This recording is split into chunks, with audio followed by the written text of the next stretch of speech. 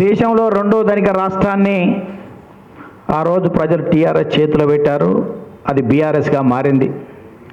తెలంగాణ మా పోరాటం వల్లనే వచ్చిన అని చెప్పినటువంటి కేసీఆర్ గారు 10 సంవత్సరాలు పరిపాలన చేసి తెలంగాణ మేము ఇచ్చామని చెప్పినటువంటి కాంగ్రెస్ వాళ్ళు 2.5-3 సంవత్సరాలు పరిపాలన చేస్తూ ఇప్పటి వరకు తెలంగాణ రాష్ట్రంలో ఈ 12 సంవత్సరాల్లో జరిగిన దాని మీద చర్చ జరగవలసినటువంటి అవసరం ఎంతైనా ఉంది.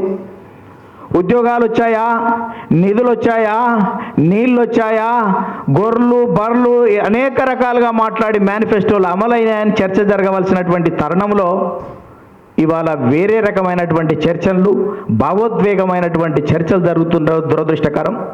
ఇవాళ ఒక మేధావి అనేటువంటి వ్యక్తి వల్ల ఇవాళ అనేక రకాలుగా మలుపులు తిరుగుతున్నది. ప్రతి ఒక్క తెలంగాణ పౌరుడు కూడా ఆలోచించాలి. బీఆర్ఎస్ 10 సంవత్సరాలు పరిపాలన చేసి తెలంగాణ ఉద్యమంలో అనేక రకాలైనటువంటి హామీలు ఇచ్చి అవి ఎంతవరకు నెరవేర్చారు? 10 సంవత్సరాల్లో దోపిడీకి పాల్పడ్డారు. 60-70 సంవత్సరాల్లో జరిగిన దోపిడీ టీఆర్ఎస్ పాలనలో జరిగింది.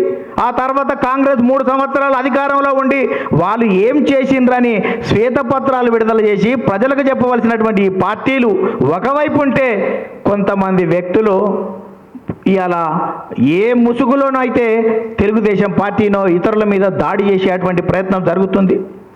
ఇవాళ మనం అందరం నిన్న పవన్ కళ్యాణ్ గారు మాట్లాడారు. ఆ ఏ పార్టీ అనేది వదిలేయండి, ఆయన మాట్లాడింది ఏంది? తెలంగాణ ప్రజల హక్కుల గురించో తెలంగాణ ప్రజల ఆకాంక్షల గురించి మాట్లాడేటువంటి విషయం తెలంగాణ ప్రజలకు న్యాయం కోసం పోరాటం చేస్తే ఇబ్బంది ఏముంది మీ అందరికీ అని సూటిగా అడుగుతున్నారు. తెలంగాణ ప్రజల పక్షాన పోరాటం చేయడానికి దేశంలో ఎవరొచ్చినా స్వాగతించవలసినటువంటి బాధ్యత మన అందరి మీద ఉంది. తెలుగుదేశం పార్టీ భవిష్యత్తులో కూడా తెలంగాణ ప్రజల కోసం, తెలంగాణ ప్రజల ఆకాంక్షల కోసం, తెలుగు ప్రజల అభ్యున్నతి కోసం ఎవరితోనైనా కలుస్తాం, ముందుకు సాగుతాం. తెలుగు ప్రజల ఆకాంక్షల కోసం మేము ముందుకు పోతామని సందర్భంగా గుర్తు చేస్తున్నా. చాలామంది మేధావుల ముసుగుల్లో అనేక రకాలుగా ఈ ప్రాంతంలో భావోద్వేగాలు రెచ్చగొట్టేటువంటి ప్రయత్నం నడుస్తుంది. ఈ 12 సంవత్సరాలలో ఇవాళ చిత్తశుద్ధితో పరిపాలన చేసిన వారు ఏం చేసిండ్రు అని శ్వేతపత్రం విడుదల చేసే దమ్ముందా అని చెప్తున్నా. ఇవాళ తెలంగాణ రాష్ట్రం వచ్చిన తర్వాత ఐటీల నార్తోళ్ళు వచ్చిండ్రు, హోటళ్ళల్లో ఒరిస్సా, ఛత్తీస్గఢ్, బెంగాల్ వాళ్ళు వచ్చిండ్రు, రైల్వేల బీహార్ వాళ్ళు వచ్చిండ్రు, వ్యాపారంలో గుజరాత్, రాజస్థాన్ వాళ్ళు వచ్చిండ్రు. ఆంధ్రోళ్ళకు తిట్లు మిగిలినాయి, తెలంగాణ వాళ్ళకు తిప్పలు మిగిలినాయి. తెలుగు జాతి మొత్తం దెబ్బతింటున్న పరిస్థితే ఉంది తప్ప ఇవాళ ఒక మరో రకంగా లేదు అని సందర్భంగా గుర్తు చేస్తున్నా. ఎవరు వచ్చినా ఇక్కడికి వారి రాష్ట్రం అభివృద్ధిలో కీలక భాగస్వాములు అవుతున్నప్పుడు స్వాగతించవలసినటువంటి అవసరం ఎంతైనా ఉంది. ఇవాళ ప్రతి సందర్భంలోనూ చంద్రబాబు నాయుడు గారినో లోకేష్ గారినో టార్గెట్ చేసేటువంటి చాలామంది వ్యక్తులకి ఈ సందర్భంగా గుర్తు చేస్తున్నా. ఈ రాష్ట్రం ఆర్థిక అప్పులో ఉన్నప్పుడు చంద్రబాబు నాయుడు గారు ముఖ్యమంత్రి అయినప్పుడు తెలంగాణ ప్రాంతంలో నిరుద్యోగులకు ఉద్యోగాలు దొరకలేనటువంటి పరిస్థితిలో ఉన్నప్పుడు ప్రపంచవ్యాప్తంగా వస్తున్నటువంటి ఐటీని దూరదృష్టితోటి గ్రహించి 188 ఇంజనీరింగ్ కాలేజీలు ఏర్పాటు చేసి కిలోమీటర్కి ఒక ప్రాథమిక పాఠశాల, 3 కిలోమీటర్లకు ఉన్నత పాఠశాల, మండలానికి ఒక జూనియర్ కళాశాల, రెవెన్యూ డివిజన్కి ఒక ఇంజనీరింగ్ కళాశాల పెట్టి ప్రపంచవ్యాప్తంగా వచ్చిన అవకాశాలని పునికి పుచ్చుకొని వెదికి పట్టుకునే దమ్ము, ధైర్యం, సత్వాన్ని ఇచ్చారు. కాబట్టే ఇలా తెలుగు ప్రజలు ప్రపంచవ్యాప్తంగా కూడా ఒక గొప్పగా వెలుగుతున్న చరిత్ర తెలుగుదేశం పార్టీది. ఈ గడ్డకు అభివృద్ధి చేసినటువంటి ప్రాంతం తెలుగుదేశం ప్రభుత్వం. ఈ గడ్డ మీద పుట్టినటువంటి పార్టీ తెలుగుదేశం పార్టీ. గతంలో అన్నగారు ఉన్నప్పుడు గ్రామాలకు మౌలిక సౌకర్యాలు ఇచ్చాడు, ప్రజలకు సంక్షేమ ఫలాలు ఇచ్చాడు, ప్రజలకు రాజకీయ చైతన్యం ఇచ్చాడు, బలహీన వర్గాలకు రాజకీయ జీవితం ఇచ్చాడు. ఇవాళ మీరు ప్రశ్నించేటువంటి తత్వాన్ని అవాళ స్వర్గీయ నందమూరి తారక రామారావు మనకు నేర్పించిండు. అందుకనే ఇప్పటికీ ఎప్పటికీ తెలంగాణ గడ్డ మీద ప్రశ్నించే తత్వానికి తెలుగుదేశం పార్టీ కూడా ఒక కారణము.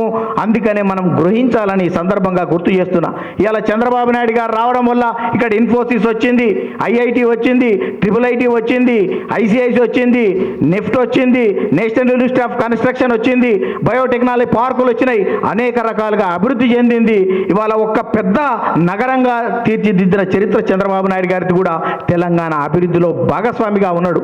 ఇలా రాష్ట్రం విడిపోయిన తర్వాత 2 రాష్ట్రాలు అభివృద్ధిలో ఉండాలని, అక్కడ ఆంధ్రప్రదేశ్, ఇక్కడ తెలంగాణ 2 రాష్ట్రాలు 2 ప్లేసులలో ఉండాలని చంద్రబాబు నాయుడు గారు పదే అనేక సందర్భాలు చెప్తున్నా.